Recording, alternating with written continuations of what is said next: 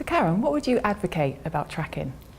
I think there are different aspects you've got to think about with tracking. You're looking at things like message recall, awareness and usage. You've also got customer satisfaction in there now as well. And obviously frequency is a big issue. But how do we make sure what we're tracking is relevant? It's a key challenge, and a big part of that is getting buy-in from all stakeholders, so from Global HQ right down to the local affiliates who are going to be implementing any plans.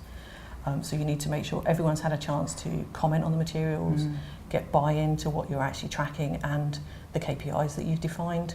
And obviously it's important when you're doing the setup and the design of the materials, the sample, all of those things really need the input of the local markets. Yeah, and I suppose what we really need to do as well is not look at the market at that particular time point, but look to the future as much as possible, so we can build in any potential hypotheses about the future market landscape, so we can then try and include them in what we're tracking.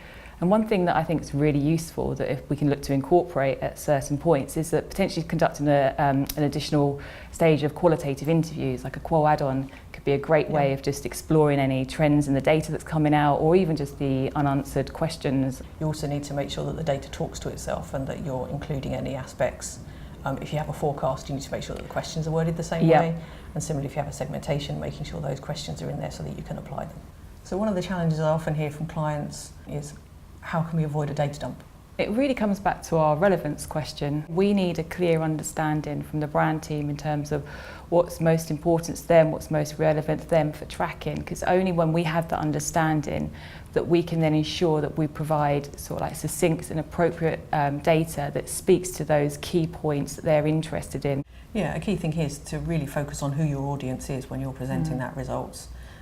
Your Global HQ, he's very much interested in, as you said, a macro view. He wants to see cross-market comparisons, he may want to see across regions, whereas your country lead is going to be very much interested in much more tactical information and be looking for a lot more granular detail. And that's where something like an interactive dashboard can really help, because you can tailor the outputs and the deliverables. So what would you recommend to our clients in terms of what they need to do to get the most out of their tracking? I think really it comes back to what we were talking about earlier in terms of making sure they have the time and that they've got buy-in up front, because if everyone needs to own the research, otherwise it's not going to actually change anything, they're not going to use it, they're just going to get lots of challenges back in terms of they're not believing it, whereas if they've been part of that whole integration and setup phase, they're really much more likely to do it. So it is a time thing. And I suppose what we shouldn't forget about here is compliance, because obviously all of our individual clients, they have different internal timelines for approval, which is obviously an essential piece of the project, the research process now. So we've really got to bear that in mind in terms of when it comes to setup time and allowing sufficient time for that part of the process. And I think finally it is that, one of the key things is to make sure that your data isn't repeating anything you already have, so that you don't get internal challenges. This data source says 27%, this one says 37%, which one's right?